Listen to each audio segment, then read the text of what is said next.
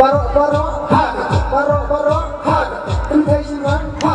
pentation hak kawe kalama NTP kawe shalom penghaya kalama manboy syajar kagong penginan baik hakakot penginan baik hakakot penginan baik hasen bolut kot penginan baik hakakot penginan baik hakakot ingin jabdan juram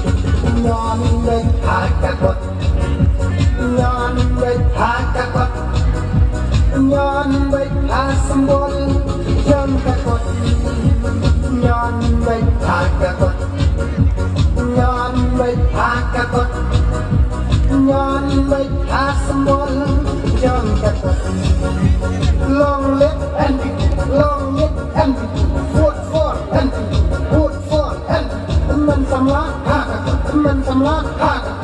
กเป็นเรื่องวารามาไว้